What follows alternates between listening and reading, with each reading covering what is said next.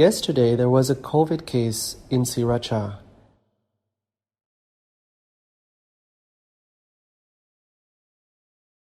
It spread to them from those that were in the beer garden episode.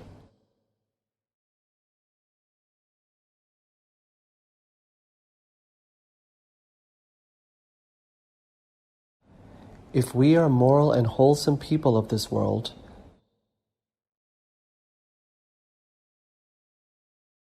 then we won't be a factor in the spread of the pandemic.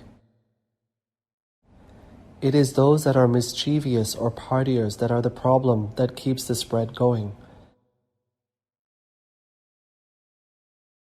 It's not that all those who've caught COVID are partiers or unwholesome, but they're casualties of that type of behavior. They have the karma where they have to be near such people.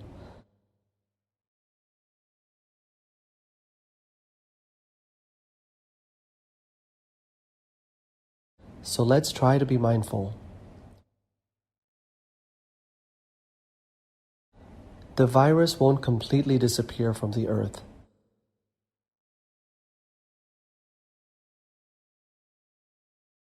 That's impossible. It'll be like the avian flu. Most people will become immune.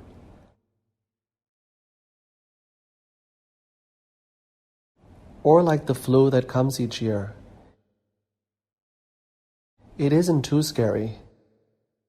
We can handle it.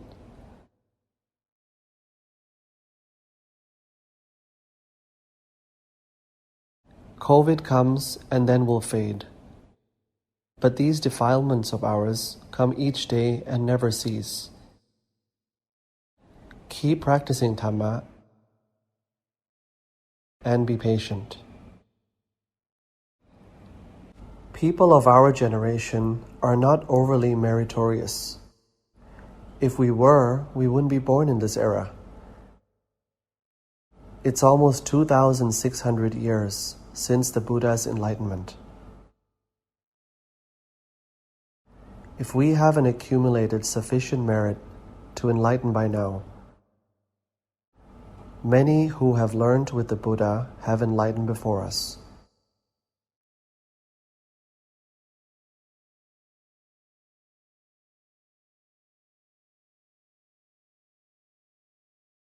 So the fact that we're still here studying this work means our merit isn't sufficient yet. But let's not be discouraged. Let's keep at it. Have patience. Keep learning and practicing. There isn't much to the practice. Keep the 5 precepts. Practice awareness.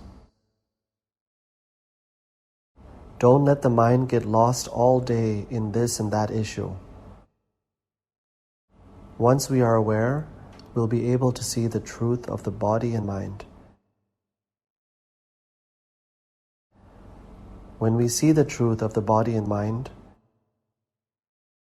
we'll become dispassionate and release attachment and let go. The mind will be liberated and will no longer be grasping and clinging. Whatever the mind attaches to, it suffers because of it. If we are attached to the body, then we suffer because of the body. This body has nothing but change. There is aging, illness, and death. It's cold, it's hot, it's hungry, and then thirsty. It needs to defecate, then it needs to urinate. The body is nothing so lovely, and it certainly isn't special. It is suffering itself. Breathing out is suffering. Breathing in is suffering. Standing, walking, sitting, lying down, all are suffering. It's all suffering. We try to avoid and escape the suffering one interval after another. If we sit for a while, we get achy and experience pain. So then we move and change our posture. We'll stand up and walk. If we stand for too long, or walk for long, then we suffer again, and we have to sit down again, and we sit for too long, and we get achy. When there's pain, we suffer again, so we lay down. When we lay down, we turn this away and that way, because it's painful and suffering. Watch and know this body of ours regularly. You'll see there's suffering in all positions.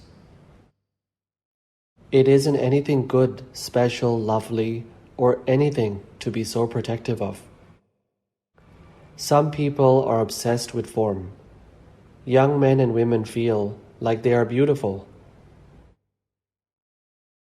And then after some time, they lose that beauty. I've seen photos of celebrities. When I was younger, so were they. Some were so beautiful. But taking a look at some of their pictures these days, it's hard to look at them. They're ragged, old, and weathered. There's no escaping this. Some people say that when they're older, they won't let themselves fall apart and they'll just be as beautiful as they are now. That's not possible. Even when a beautiful young body dies, just after a few hours, all the beauty is gone. People want to be with these beautiful bodies when they're alive, but the moment they die, no one wants them anymore. They become disgusting immediately. When it's still breathing, it's something that's admired. That's all there is to it. Once the breathing stops, it's lost its worth. People are afraid. People rush to put it in a coffin. They don't want to see it anymore. Perhaps they'll cremate it. They don't want to look at it. They don't want to see it. It is no longer eye candy. It's only pretty if it breathes. Let's have mindfulness, and we'll learn that the body is not a good or special thing. It isn't a truly beautiful thing. And we'll see it and get bored and sick of these things. Some of us that are older will sense that we aren't the same as we used to be.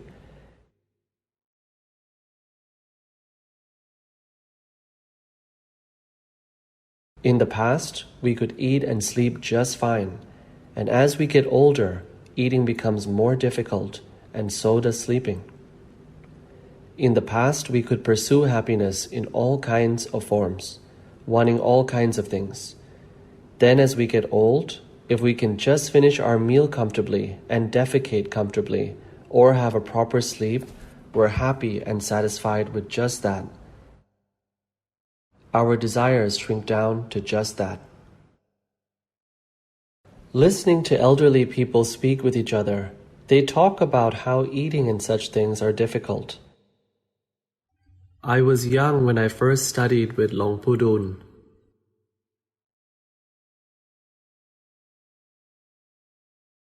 Everything tasted good to me at that time. He told me when he was a young monk and walking through the forest, he would be famished at times, but there was nothing to eat. He'd be craving and have to go without. As an older monk, people gave him all kinds of food, of many varieties. But now that he has so much food, he doesn't have the energy to eat it. He never saw food as anything that brings happiness.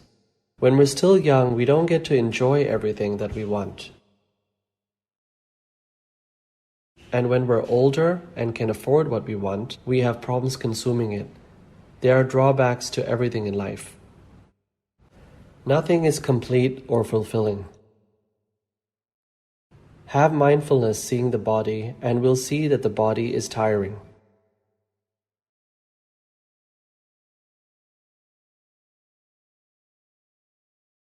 It's nothing good or special like we thought it was. When the mind truly grows bored of it, we'll want to release from it. Wanting to release but unable to, because there is still a body here. If we commit suicide, will that be the end of the body? It is not. When killing oneself, the body definitely passes away, but the mind is then born into a new realm of existence. At the moment of death, once the mind drops away, it will lead to the arising of the birth of the mind in a new realm, a moment after. When the body dies, the mind falls away, but there is still energy there that brings about the next mind arising in a new realm. Just that one mental moment that arises creates a whole new body. So, if we find the body tiresome and want to commit suicide, it's not an effective way, because a new body will arise and will suffer once again. The Buddha taught us to practice Dhamma by seeing the truth of the body and the mind. The body is not something beautiful or special. It's impermanent. It's under oppression all the time. The body of a human being is just elements. The earth element, wind element, and fire element. The earth element is comprised of hair, body hair, nails, teeth, skin, flesh, tendons, bones, and such things, and liquids like blood, mucus, pus, and saliva. The wind element is the in-breath and the out-breath, the air in our stomach and intestines, moving around all the time. There's clean air outside of us, and as it makes its way through us, it turns gross and chases people away. Whenever anything is ingested by the human body and it comes out, it's no longer attractive. How does the air smell when it comes out of our digestive tract? No one thinks that it smells good. We can choose the most wonderful foods, the most expensive and extravagant meals.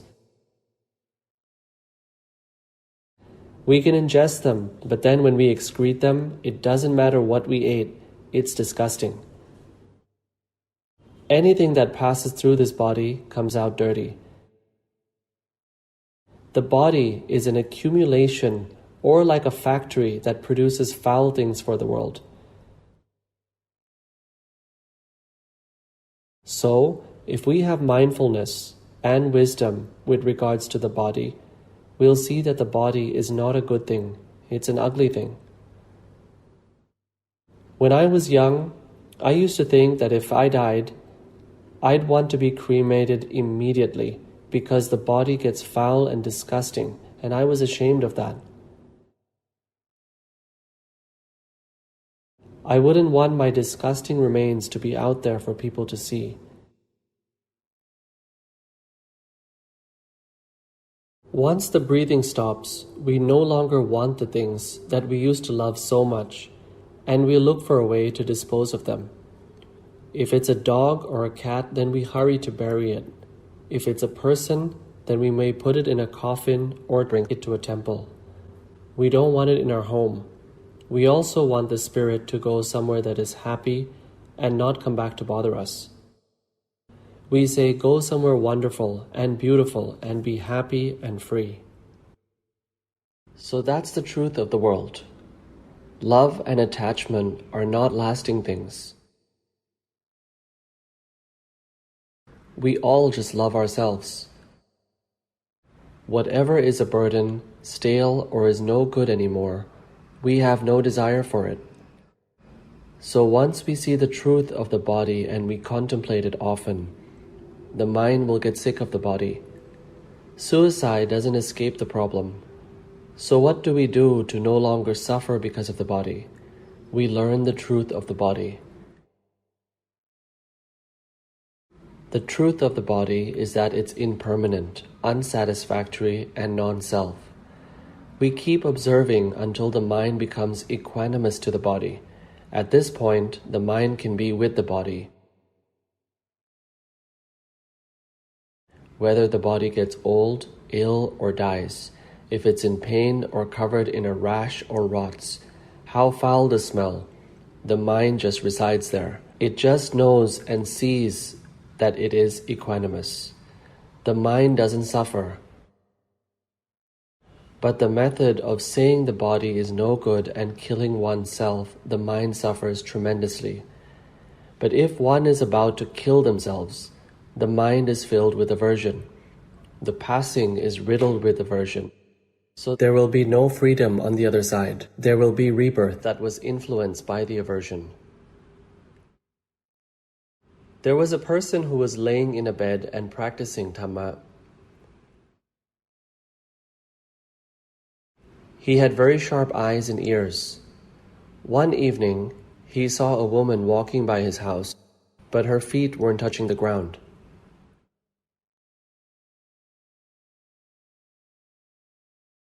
She was floating just slightly above the ground and crying.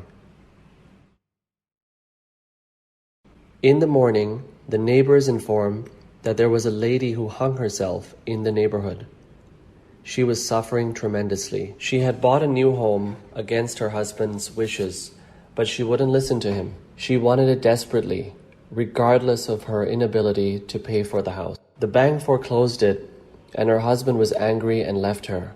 Then, when she was alone, she didn't know how to live anymore. If her house was gone, everything was gone, including her husband. So she tried to solve the problem by killing herself. She was immediately reborn, still walking around and crying. She didn't look back at the house that she had lived in. It was like she had no more interest and could keep walking and crying to no end, for who knows how many hundreds of years. The karmic results of suicide are powerful. As human beings, when we have difficult times, how many years does that last? Not usually that long. When I was a child, I noticed something. I didn't experience difficulties for any more than 3 days at a time. That's how my heart felt. That's what I saw. No more than 3 days. Like in school when there was a mandatory military training. The first day was really tough. It was tough for 3 days, but by day 4, my mind was okay with it, accepting that's how it had to be. There was no more resistance. I knew that's what had to happen. That's what I had to eat, and that's how I had to sleep. 1 shower a day, no more than 10 bowls of water.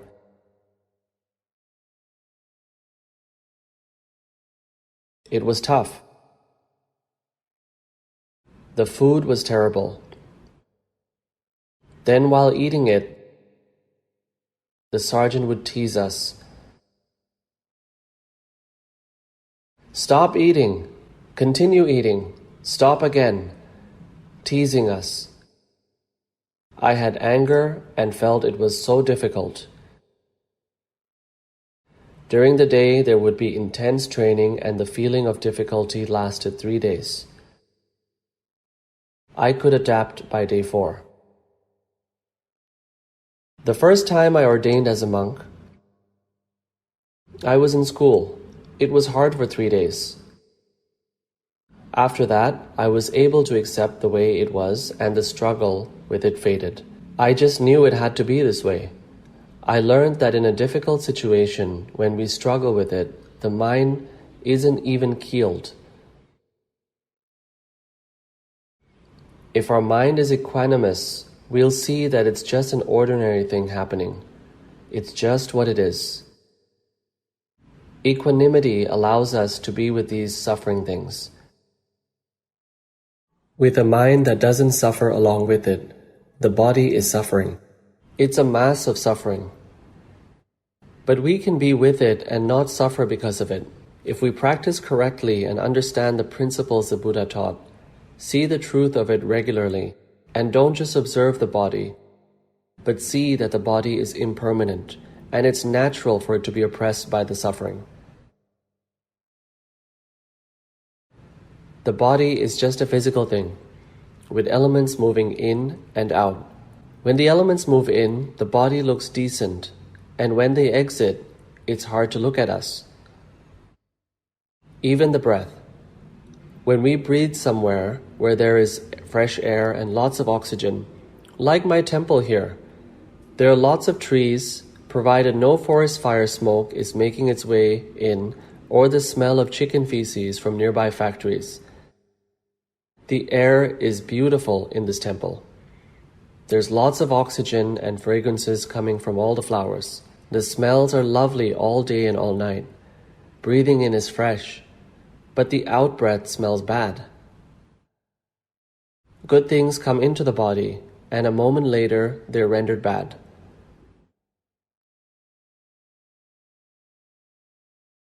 Will anyone let us breathe out in their face for them to smell? We'll end up in a fight. Come over here and smell my out-breath. There won't be any takers. Anything in the body that comes out or it gets exhaled is gross. It's not loved or held dear. The body is impermanent, suffering. Standing is suffering. Sitting, walking, laying down, all are suffering. Eating without mindfulness, we think the food is a happy thing. Shoving things in our mouth, chewing and swallowing. Without chewing the food sufficiently, then shoving more in. Oh, what a pleasure! Once we have mindfulness, we'll see that even eating is a burden. For the monks, the burden starts with the alms walk for food. Any day we don't receive food, we experience difficulties. Even when we get some, we have to sit and eat according to the rules. Chewing is just work. It's work that we must do. Then needing to urinate and defecate are necessities permeating with laboriousness. Those with constipation and added difficulty resulting in distress. Some defecate so frequently they're walking away from the restroom and have to return. Another type of difficulty. In this body, there's nothing but suffering. We want to escape it, but we can't. Many Thai people would like to escape difficulties in Thailand and move to places like Dubai, but then experience suffering there. I'm not talking about politics. Wherever we escape to, we'll experience suffering there too. We bring this suffering body with us wherever we go. If we have mindfulness and wisdom, we'll see that this body is suffering itself. Let's not suffer along with it. Peer in and see that the body just suffers like this. It's ordinary for it to be this way. Once we see how ordinary it is, the mind accepts the truth and doesn't suffer along with it anymore. Like the example I mentioned a moment ago, when I was in military training, it was so hot out. Of course, they don't let us train in the cool season. It was hot as heck in Kanchanaburi. At the time, I told myself, I'm never going to live in this province. Then, my karma was such that upon my ordination, I came to live in Kanchanaburi. When it's scorching hot, it's painful and everything is difficult. Eventually, the mind could accept it. It's just the way it is. It's natural. Once we can sense that this is just ordinary the way it is, the body is still suffering.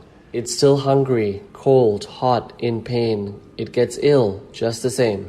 But the heart that senses that this is just ordinary for the body, par for the course, the mind doesn't get pulled along for the ride. We keep learning until the mind accepts what is ordinary. Once the heart accepts what is ordinary, then it no longer struggles with it. When there's no more wavering and struggling, then there's no more suffering. And that's all there is to it. That's the way to liberate from suffering. Suicide does not do it. A new body will be born, and when it becomes a body of a hell being, an earthbound spirit, the lifespan of it exceeds a human, and it is also much worse than a human form. While enduring it, it is inescapable. So keep observing until you see the ordinariness of things and the ordinary truth of the body, that it must get old, ill, and die. It's not a beautiful thing, nothing to be enamored by. That's its nature. Come back to see this body and mind. When we wake up in the morning, our mind starts thinking, wanting to move and shift around, looking for what's going to be happy. What should I have to eat this morning? Those that have money will wake up and think, what should I eat? Those that don't have money will wake up and think, am I going to have anything to eat today? They differ. Those that wake up and wonder if they will have food, that's a type of suffering. Another is laying in bed. What should I eat today? Bored of everything. I've eaten this already and that already. I'm bored of my food. Our monks here have grown tired of our afternoon drinks. Our temple doesn't offer anything special in the afternoon.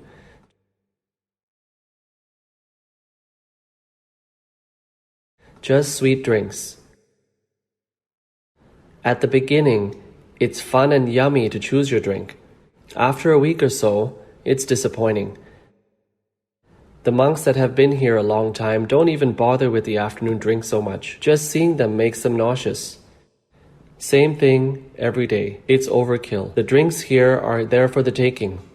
But they're so bored of them, having them every day. Is boredom suffering? Yes, it is. The mind isn't equanimous. So let's keep training our mind. The mind is reverently pursuing happiness from the moment we wake. And even at bedtime, we're still looking for happiness. Which position is the most comfy? Some people have trouble breathing laying on their backs, so they switch to their side. But the side causes aches and pains, and the struggle continues. When truly mindful and wise, we'll see that even laying down is suffering. Pursuing happiness through sleeping is futile because it doesn't exist. Sleeping is like eating. We eat to relieve suffering, and we do the same thing when we sleep, not to create happiness because there isn't any happiness there. Keep observing and we'll see we're hungry for happiness, solely for this mind of ours. We want to achieve meditative states for happiness, but as long as there's wanting, the suffering is already there. Wanting a peaceful mind. The wanting is already suffering. Whenever there's wanting, there's suffering. And then we push and prod and struggle to enhance our mental state to a good, happy, or peaceful one. Like trying to achieve jhana. The mind is good, happy, and peaceful in jhana, but only while in jhana. When existing jhana, these states deteriorate, slowly, gradually, little by little,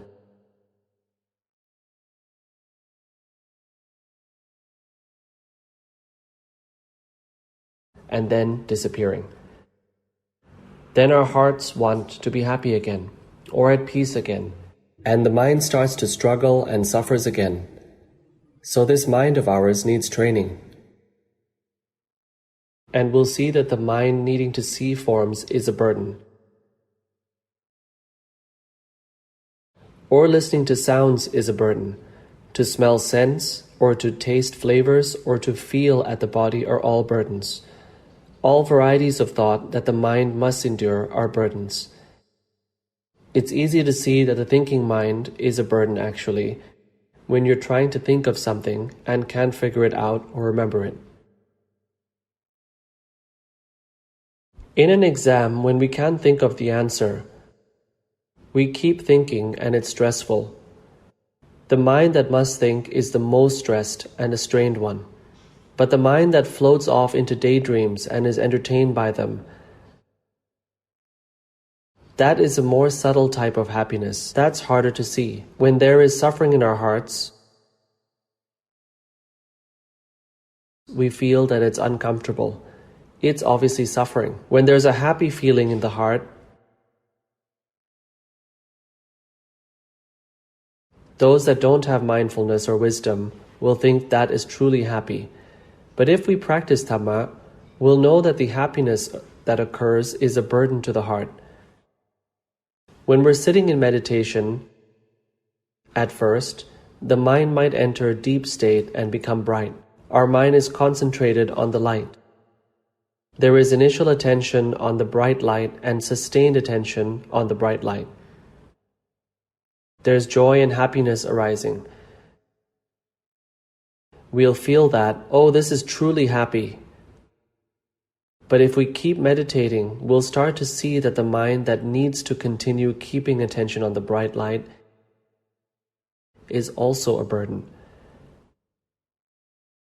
The mind will release that burden and dispose of the light, which was the meditation object, and will come back to the mind itself. The mind will become the knower with joy and happiness, oneness of mind. As we keep practicing, we get even wiser and see that the joy is disturbing the mind. It's overly unsettled and loses its luster. It reveals itself as suffering.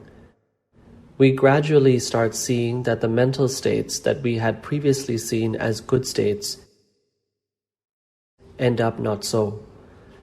Eventually, they reveal their suffering nature. If we have mindfulness, we'll see joy and rapture are a burden, causing the body to be jittery and unstable. Goosebumps, or our hair standing on end, or our body feeling like a weight or seeming extremely large. Rapture, piti, comes in many different forms. In the text, there are 5 categories of rapture, but in our actual experience, there are even more. Goosebumps. The body floating or levitating, the body feeling completely light, the body wobbling or oscillating, all kinds of physical symptoms. When we first encounter piti, we think that it's a great thing and cool.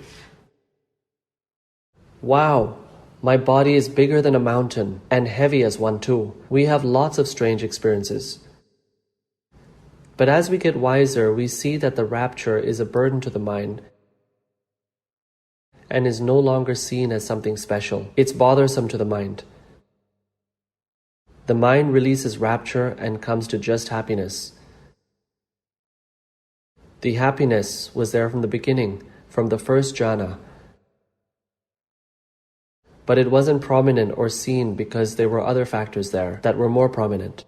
In the first jhana, we see the bright light. In the second jhana, we are enthralled by the rapture. There was happiness there, but we didn't see it. The rapture is put down. We can no longer stand that type of turbulent happiness. The mind arrives at a more sublime happiness. Most people get stuck here. But when mindfulness and wisdom are strong enough, even that happiness can be seen as something that can't be relied upon. It can't persist. Once the meditation ends, that happiness fades. Sometimes we can enter a meditation even deeper than the one that happiness disappears, and what replaces it is equanimity. The happiness is seen as something that doesn't last. If we take something that doesn't last to be what we rely on, then we'll never find any real happiness. Whenever we're still taking things that cannot last to be our refuge or what we rely on, then we'll never be fulfilled. So the mind lets go of happiness because it sees it as a burden. Most of us cannot enter jhana, but we have mindfulness that keeps knowing frequently. The mind is happy, we know so. The mind is suffering, we know so. The mind is neither happy nor suffering, we know so. When we keep knowing over and over again, one day the mind will see on its own. Most of my students that practice seeing the feelings in the mind have experienced the truth that happiness is actually a type of suffering. It isn't anything special. It's something that perturbs the mind just the same. It's a burden of the mind. It isn't anything that we can truly rely on because it's suffering. Seeing that the mind will release happiness and enter equanimity. once the mind is equanimous and stable towards happiness and suffering, and all formations, our duty is to incline this mind towards seeing the truth of physical and mental phenomena, bringing a stable and impartial mind to see the truth of form and mind.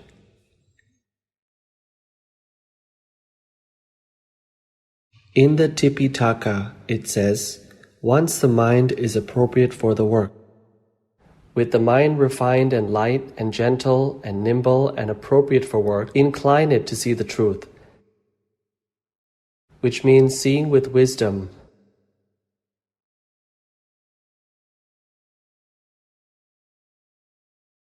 not just seeing foolishly, but seeing with wisdom, seeing the truth of the things we are observing. When observing the body with a stable mind, with oneness within itself, like the mind that was in jhana, and then we observe the body, anything at all, and we will see that they all demonstrate the three characteristics. But if we can't achieve jhana, no need to be alarmed. Practice samadhi in the way that I teach just about every day. The mind moves, and we know so. It moves, and we know so. See that often, and we will achieve momentary samadhi. The mind will be stable for short periods. Once the mind is stable often, then we will incline the mind to see the truth at time. When the mind is the stable knower, it will have peaceful, stable, and equanimous characteristics. The impartiality and stability are significant. That is the knower mind, which comes from momentary concentration. The mind moving and knowing so, or if we enter jhana to the second level or higher.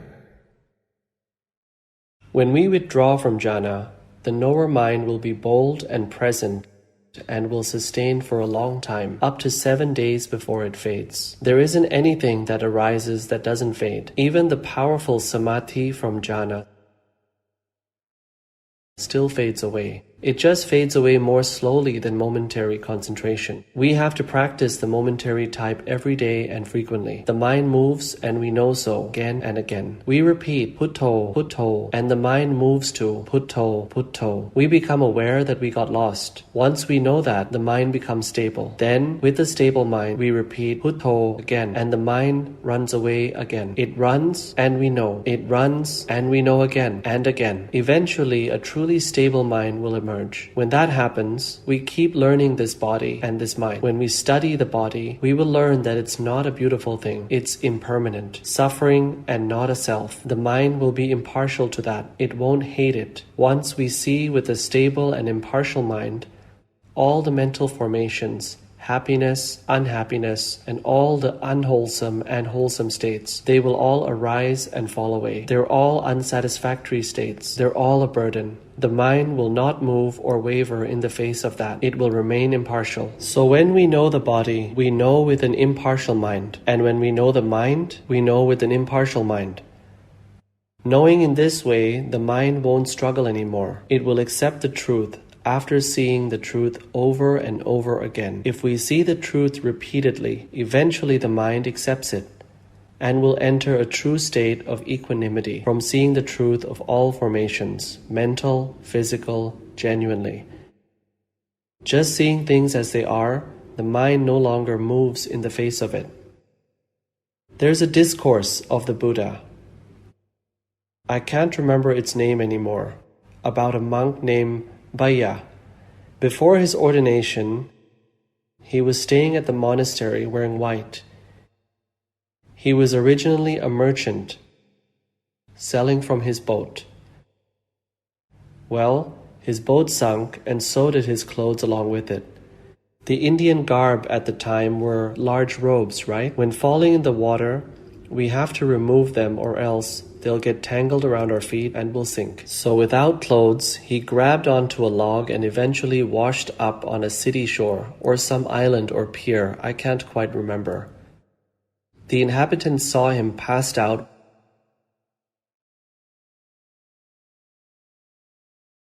without clothes and concluded, "Wow, an Arahan washed up on our shores." They were excited to see an Arahan. He must be an Arahan because he has no attachment. He doesn't even wear robes. No attachment. We must be greedy monks here. We have 3 pieces of cloth that we wear, and he has none.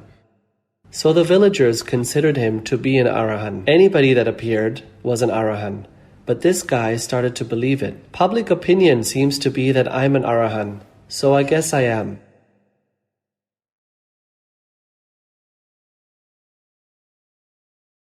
Meanwhile, there was a Brahma deity who was a fellow practitioner with this man in a previous Buddhist era.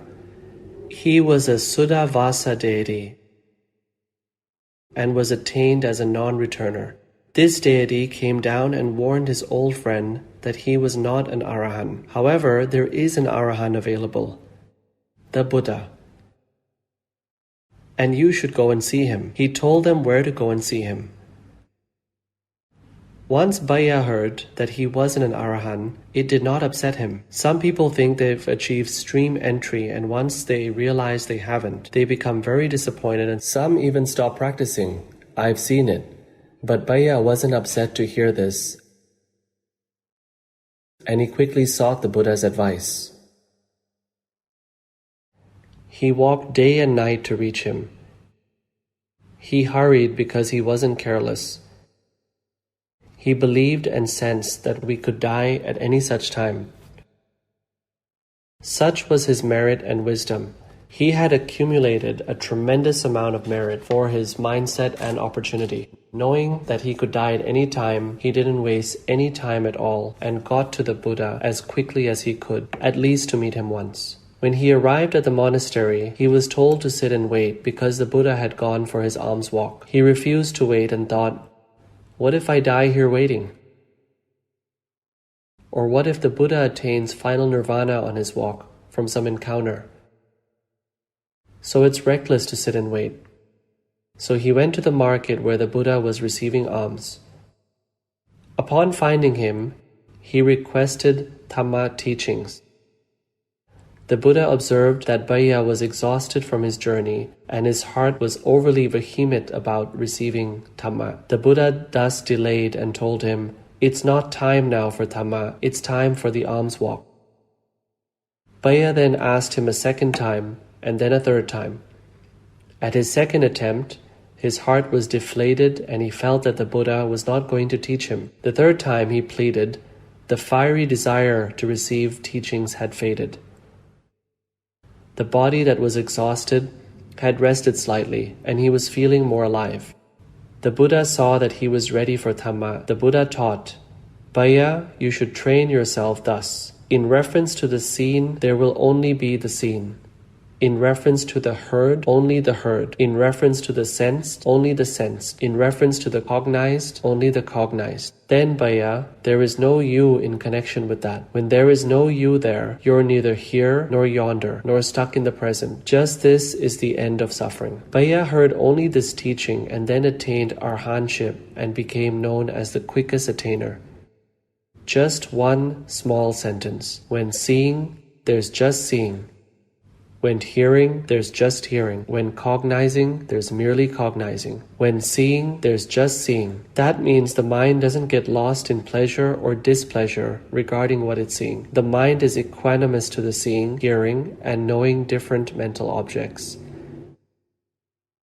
When anything happens, there's just knowing, that's all. Knowing impartially. When the mind is impartial, it isn't fabricating and formulating anything, and there is no person because the truth is there is no us and there never was. It's merely a fabrication. Baya, hearing this, saw clearly in an instant that there was no self and became an Arahan right in that moment and asked to ordain and be with the Buddha. The Buddha said, according to our rules, you must have a robe and a bowl. So he went to seek these things because he arrived at the Buddha completely bare with nothing at all. While he was searching to find a bowl and a robe, karma hit him bad. A mad cow attacked and killed him. He died prior to ordination. The monk community knew of this. The Buddha requested that his remains are cremated and a stupa are built for him. The monks asked, do we call him a layman? Or what was his state? The Buddha replied, "He is a true monk, although never ordained.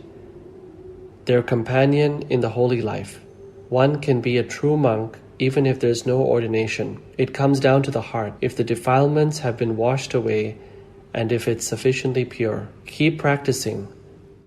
At first there won't be just seeing and just hearing. Seeing this, hearing that, touching this, thinking that. The mind will be liking at times and disliking at others. But we keep practicing mindfulness until eventually we see that there isn't anything that makes any sense or is substantial. No physical forms are substantial, and neither are any mental forms. When that is our experience, then when seeing, we will just see. You don't have the merit of Baya. So we have to practice where we're at first. And eventually, seeing, we will just see. And we'll see that there is no us. Baya's quality of mind and merit were so great from a past accumulation since a previous Buddha's time. He practiced until he died. All he needed was the shortest teaching from the Buddha, and he saw the truth that there was no him and he no longer attached to anything. His mind liberated from suffering. Before we are able to seeing, just see, we have to train our minds. We have to keep knowing, keep seeing, and the mind will be pleased with this, displeased with that. Let's not stop that. When the mind is pleased, know so. When the mind is displeased, know so. Eventually, wisdom will know that all things that the mind sees and knows are insubstantial. Physical things are insubstantial. Mental things are insubstantial. There's nothing that can be relied upon. We thought jhana would be something where happiness and peace are reliable, but they're not permanent. The jhanas deteriorate. The mind then senses these things just don't suffice, and the mind becomes impartial to these things. At first, they're hated. We keep training and we see that they're inescapable. Then the mind becomes impartial and equanimous. This is the path that we'll have to encounter. All practitioners encounter it. Just keep training, and then once our spiritual faculties are strong, we'll achieve equanimity. We'll be able to seeing, just see, as Baya did. If our faculties aren't strong enough, we can still become a stream enterer or a once returner, maybe even a non-returner, gradually, step by step. So keep training each day and don't neglect the practice. Don't just be lost in forms. Usually, we're lost in the forms of others. Some people are lost in their own form, looking at themselves in the mirror all day, fixing this, adjusting this, adding a little bit of that. Some put on makeup. Some even get plastic surgery. I saw in the news a lady who went crazy. She got so many injections in her face that eventually she was so inflated and ugly. Then she needed a doctor to take it all out. The face that was once pretty became ugly. No one could look her way. So lost in form, wanting our form to be pretty forever. Eventually, it won't cooperate. It isn't magical. The mind shifts and struggles to try to find happiness, but happiness isn't anything so magical either. Keep learning until there's equanimity. Then there will be no more attachment. Without attachment, there is no suffering. That is all. Keep training. 45 minutes already. Make sure to have mindfulness and take care of yourselves. Stay free of the virus.